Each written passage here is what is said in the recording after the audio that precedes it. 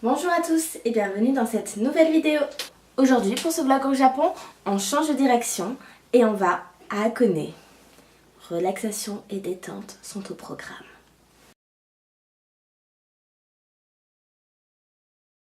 Pour commencer la journée, nous avons dû prendre un train avec une correspondance. Donc le premier allait jusqu'à Odawara et le second du coup jusqu'à Hakone. On a eu environ 2h30 de trajet. Donc le train qu'on a dû prendre c'était un Shinkansen qui d'après ma mère ressemble à un dauphin. En tout cas les trains étaient propres, modernes, confortables et il y avait des prises aussi pour charger le téléphone, ça c'était bien. Et en fait, quand il est arrivé au terminus, parce que là où je suis descendue c'était terminus, il y a des hôtesses qui étaient au terminus pour nous accueillir, que quand on est sorti elles nous ont fait ah machin. Et du coup elles nous ont souhaité la bienvenue, après elles sont rentrées dans le train et en fait elles ont nettoyé tout le train. Et on avait les places où on était assises en fait qui se tournaient manuellement, enfin pas manuellement mais justement automatiquement. Automatiquement ils se tournaient pour que tous les passagers soient dans le sens de la route. C'est-à-dire que pour l'aller, on était tous dans le sens de la route et le retour, tout le monde est dans le sens de la route aussi puisque les sièges se sont retournés. Il n'y a pas de problème de « Oh, je suis pas dans le sens de la route, j'ai envie de vomir ». Ça, c'est bien parce que moi, je sais que j'aime pas ne pas être dans le sens de la route. Une fois arrivé à Hakone, on a eu une vue magnifique. En fait, la ville en elle-même est magnifique. C'est une petite ville au paysage montagneux.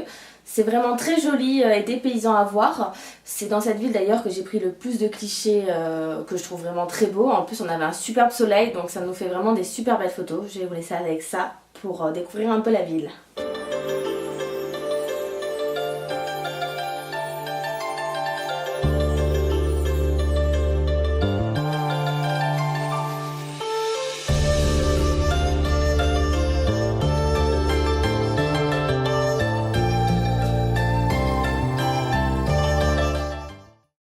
Pour notre nuit à Hakone, on a décidé de se faire plaisir et de passer une nuit dans un ryokan. Des ryokan, ce sont des auberges traditionnelles typiques du Japon qui sont souvent constituées de bois et de bambou avec des tatamis au sol. Ça nous a quand même coûté 350 € la nuit pour deux. Mais bon, ça valait vraiment le coup de le faire au moins une fois parce que le contexte de l'hôtel était vraiment très beau, il y avait une magnifique vue. La chambre en elle-même était très grande et vraiment de type traditionnel, c'était des choses qu'on verra pas en France à mon avis, ou très rarement. Et aussi le petit déjeuner était compris et servi en chambre, le dîner était compris et servi en chambre. Et on avait droit aussi à des sources chaudes privées qui étaient réservées du coup pour l'hôtel. Alors quand on arrive à l'hôtel, on a été accueillis par la gérante qui nous a ensuite conduit à notre chambre. Alors dans la chambre, il y avait donc l'entrée avec des claquettes qu'on pouvait utiliser pour se promener à l'intérieur de l'hôtel.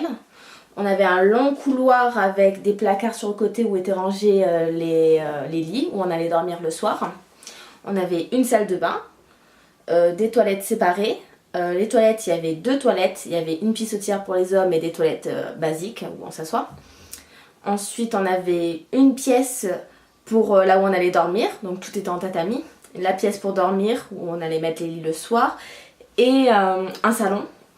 Donc dans le salon on avait une table basse, un canapé, une magnifique vue et surtout on avait un kotatsu. Ça c'est juste le rêve. Alors le kotatsu c'est le rêve, surtout en hiver. En fait qu'est-ce que c'est? C'est une petite table basse avec une couverture qui recouvre la table basse. Tu te mets à l'intérieur de cette petite couverture et en fait la table basse est chauffante. Et t'es juste trop bien dedans, c'est le genre de truc, t'as plus envie de le quitter, t'es là, tu fais... Oh. Donc sur notre chambre on avait une très belle vue. Alors le temps qu'on découvre toutes les pièces de l'hôtel, la gérante est revenue pour nous servir un thé de bienvenue avec des petits gâteaux. Ensuite, elle nous a montré dans les placards qu'on avait des kimonos qui étaient fournis pour quand on voulait se déplacer dans l'hôtel pour aller aux sources chaudes. Et ensuite, elle a pris aussi l'heure à laquelle on voulait dîner pour le soir pour venir nous servir en chambre. En attendant le repas, on est parti se promener en centre-ville sans valise cette fois-ci, donc c'était plus facile et on a repris plein de belles photos.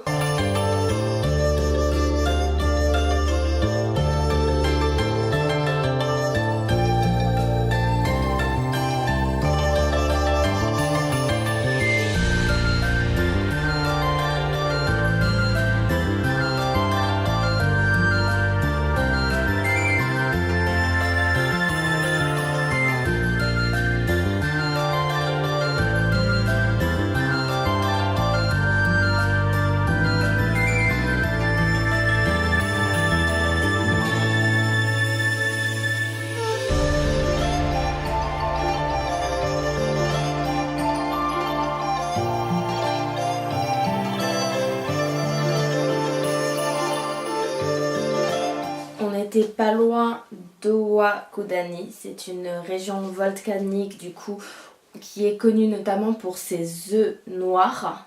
Donc les œufs noirs en fait ce sont des œufs qui sont chauffés dans l'eau des sources thermales volcaniques et ça transforme la coquille en coquille noire. Et donc en fait on dit selon la légende que manger ces œufs là rallongerait ta vie de 7 ans. Alors ceux-ci ils ont les goûts d'œufs normaux, à ne pas confondre avec les œufs de 100 ans qui eux sont des œufs qui ont macéré pendant 17 à 18 jours dans des liquides de macération et qui, d'après ce que j'ai entendu dire, ne sont vraiment pas bons du tout et qui ont un goût de roquefort et une texture vraiment très bizarre. Donc du coup en conséquent quand on était dans les boutiques on avait beaucoup de photos d'œufs et de vente d'œufs en général.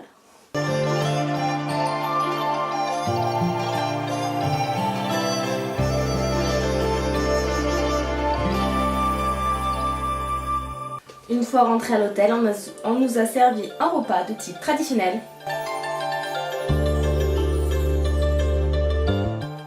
Ah, parce que vous avez cru que c'était fini? Ah ben non, nous aussi on a cru ça. Jusqu'à ce qu'ils reviennent quelques minutes plus tard avec tout ça. Alors je n'ai vraiment aucune idée de ce que j'ai mangé ce soir-là en fait. J'ai l'impression que c'était plein de petits échantillons en fait, plein de petits échantillons de choses variées. C'est pas des grosses portions, mais c'était plein de petites portions.